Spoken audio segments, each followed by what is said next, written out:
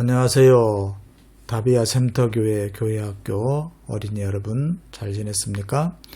오늘은 4월 2일 종려주일입니다. 예수님께서 십자가에 죽으신 그 사건을 생각해 보도록 하겠습니다.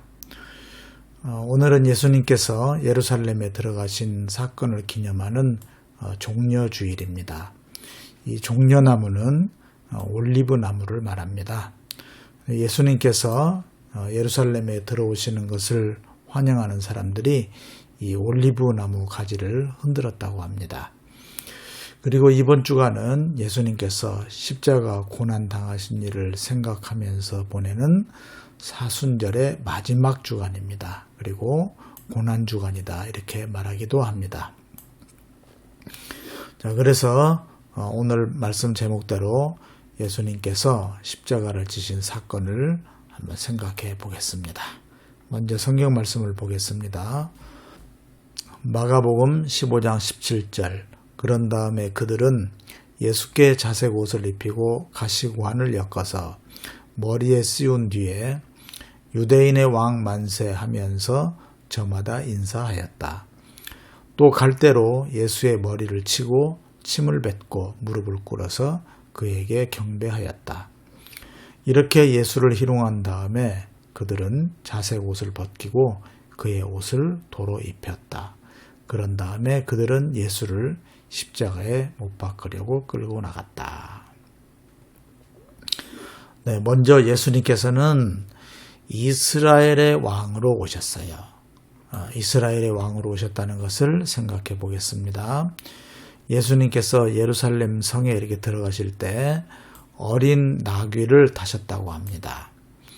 이것은 옛날에 선지자 스가랴님께서 예언을 하셨는데요.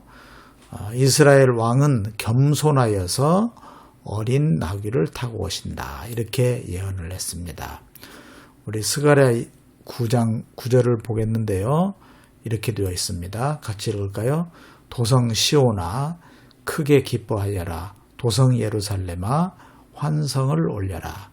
내 왕이 내게로 오신다. 그는 공의로운 왕, 구원을 베푸시는 왕이시다. 그는 온순하셔서 나귀 곧 나귀 새끼인 어린 나귀를 타고 오신다. 이렇게 예언을 했어요.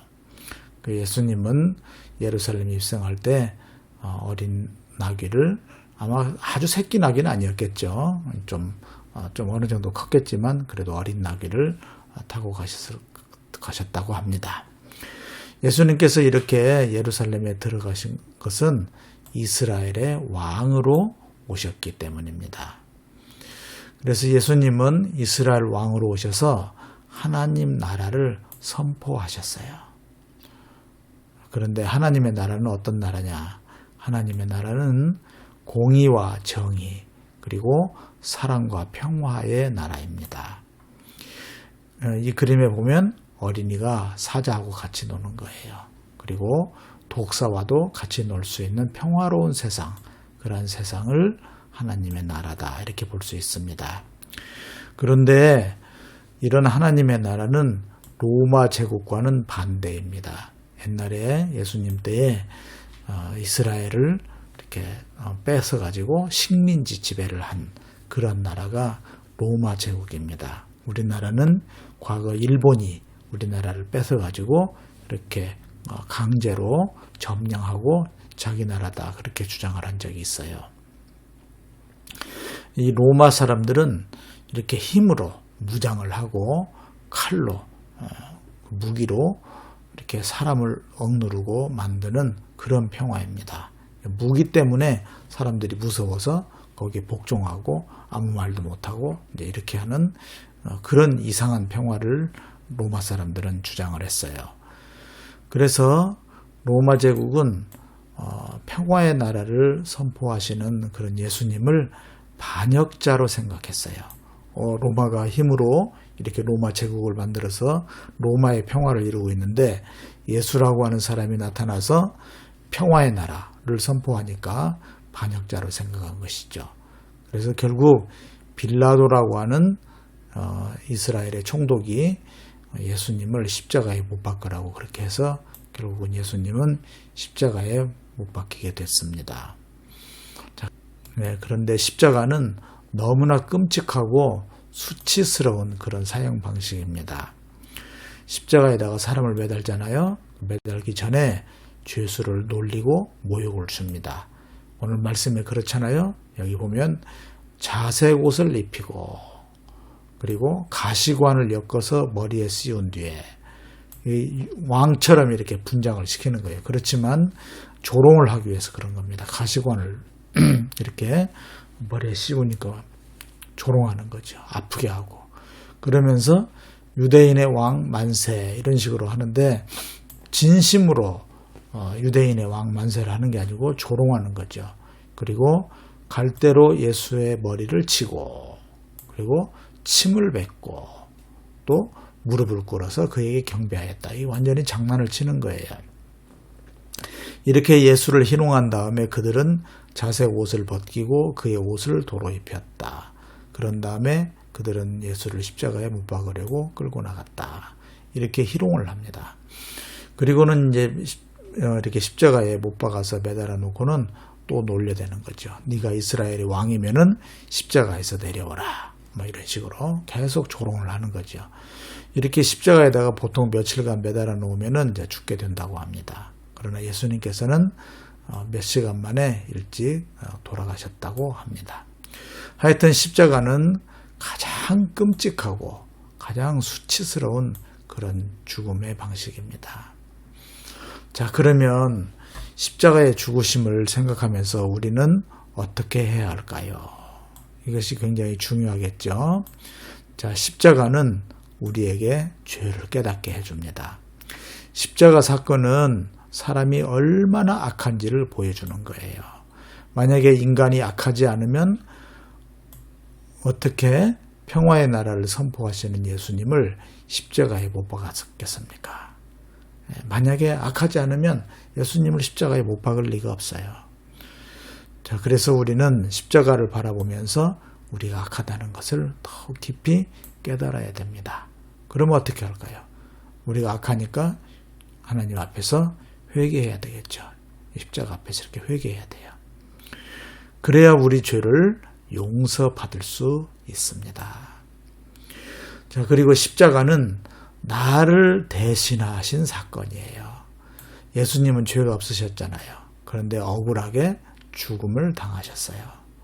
사실 죄가 많은 우리가 죽어야 할 텐데 말입니다. 그렇잖아요? 네. 그래서 예수님은 나를 대신해서 죽으신 주님이십니다. 그래서 우리가 예수님의 십자가 앞에서 나를 대신해서 죽으신 주님이라고 고백하고 이렇게 제물처럼 돌아가신 예수님을 주님으로 모셔야 합니다. 자, 그리고 주님의 뒤를 따라야 합니다. 십자가의 길을 우리가 가야 돼요. 예수님께서는 이렇게 말씀하셨습니다. 그때 예수님께서는 제자들에게 말씀하셨다. 누구든지 나를 따라오려거든 자기를 부인하고 제 십자가를 지고 나를 따라오너라. 이렇게 말씀하셨어요. 이제 우리 어린이들에게 본회퍼 목사님을 소개하려고 합니다. 이분은 독일인인데요. 이 본회퍼 목사님은 2차 대전 때 독일의 히틀러, 아주 나쁜 그런 사람이었죠. 히틀러에게 아주 적극적으로 반대하는 그런 투쟁을 하셨어요. 그러다가 결국에는 사형을 당하셨습니다. 이 본회퍼 목사님이 쓴 책 나를 따르라라고 하는 책이 있어요. 그 책을 보면은 나를 따르라라는 책을 보면은 우리가 주님의 제자라면 십자가를 지고 주님을 따라야 할 것을 잘 가르쳐주고 계십니다. 그래서 우리도 주님처럼 십자가를 지고 가는 삶을 살아야 합니다. 이 십자가를 지고 가는 삶에 대해서는 다른 기회에 또 더 우리 어린이들에게 말씀드리겠습니다. 자, 이제 기도하겠습니다. 이 기도문을 같이 읽을까요?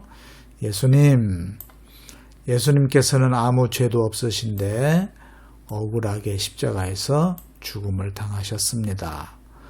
사람이 악해서 예수님을 죽인 것입니다. 우리는 십자가 앞에서 회개하고 주님을 따르는 사람들이 되게 해주세요. 예수님의 이름으로 기도합니다. 아멘. 네, 우리 어린이 여러분들 말씀 잘 들어줘서 고맙습니다. 예수님께서 십자가에 당하신 이유, 그리고 우리는 또 어떻게 해야 될지 이런 것들을 우리가 잘 생각하는 한 주간이 되기를 바랍니다. 네, 그러면 다음 주는 이제 부활절이에요. 부활절 다시 말씀을 전하겠습니다. 안녕히 계세요.